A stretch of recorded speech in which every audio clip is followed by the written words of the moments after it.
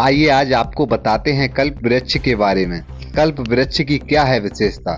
यह जो पेड़ आप देख रहे हैं यह कोई साधारण पेड़ नहीं है, बल्कि समुद्र मंथन से निकला कल्प वृक्ष है। जी हाँ, वेद पुराणों के अनुसार कल्प वृक्ष एक पौराणिक वृक्ष है जो पौराणिक कथाओं के अनुसार इच्छाओं को पूरा करता है, और इसे कल्पतरु, पराजिता या स्वर्गीय वृक्ष भी कहते हैं। इसके फल, पत्ते और जड़ों में औषधीय गुण होते हैं और यह भारतीय संस्कृति में आध्यात्मिक और धार्मिक महत्व रखता है। भारत में अनेक स्थानों पर इसके वृक्ष पाए जाते हैं और इसके विभिन्न रूपों में पवित्र माना जाता है। पुराणों के अनुसार समुद्र मंथन से जो 14 रत्न निकले थे, उनमें से एक रत्न कल्प वृक्ष भी था, जिसे इंद्र को दिया गया था।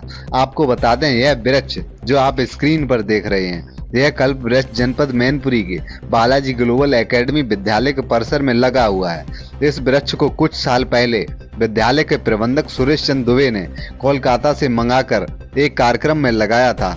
आपको बता दें, विद्यालय परिसर में एक भगवान बालाजी का और एक शिव जी का बहुत ही भव्य मंदिर भी बना हुआ है।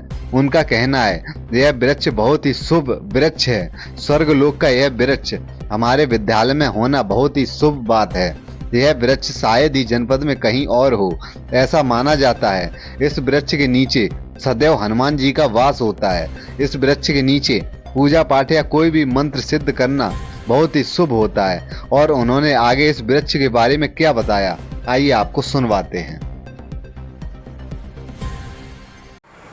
इस वृक्ष के, ये वृक्ष क्या, ये तो आप इस तरह समझिए, इसके नीचे बैठ के, इसकी छाया में बैठ के जो भक्त, जो साधक एकाग्र चित्त होकर के और आराधना करते हैं, निश्चय रूप से उनकी आराधना सफल होती है, ऐसा हमारे प्राणों में कहा गया है।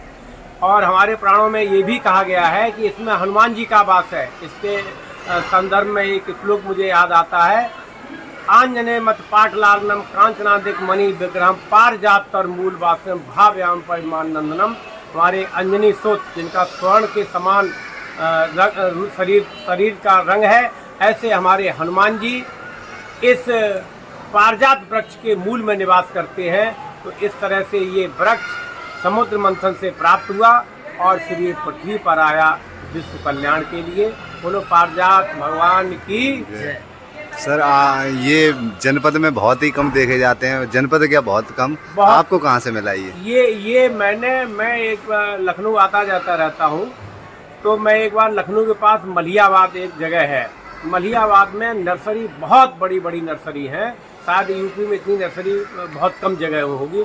तो वहाँ के एक माली से मैंने रिक्वेस्ट की थी कि हमको पारिजात वृक्ष के बारे में जब मैंने सुना तो मेरे मन में ये भावना हुई कि अपने विद्यालय में, श्री बालाजी सरकार के नाम से हमारा विद्यालय है, श्री बालाजी ग्लोबल एकेडमी के नाम से विद्यालय है, तो इस विद्यालय में ऐसा वृक्ष जिसमें स्वयं हनुमान जी निवास करते हैं, क्यों न उसको यहाँ लगाया जाए। तो मैंने वहाँ माली से प्रार्थना की, तो फिर उस व्यक्ति ने, मैं उसका कभी एहसान भी नहीं भूलूंगा, और उसकी बड़ा ही अच्छा व्यक्ति है वो, तो उन्होंने हमको ये कलकत्ता से मंगवा करके दिया।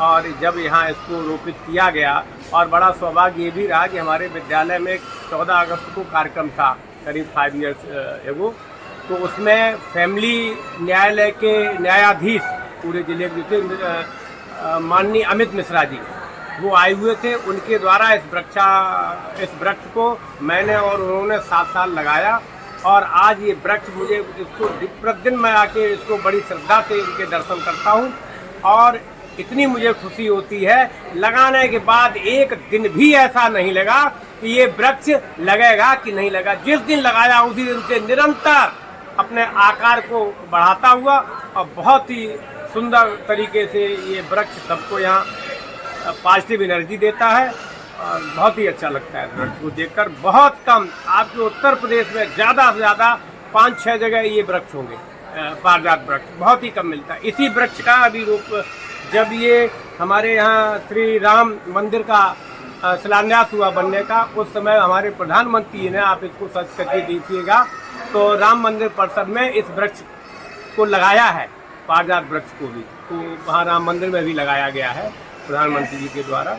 तो इस वृक्ष की एक बड़ी पौराणिक कथा है, और ये विश्व कल्याण के लिए ऐसा मानते हैं कि जो इसके नीचे बैठ के आराधना करते हैं उनकी आराधना निश्चित रूप से सफल होती है।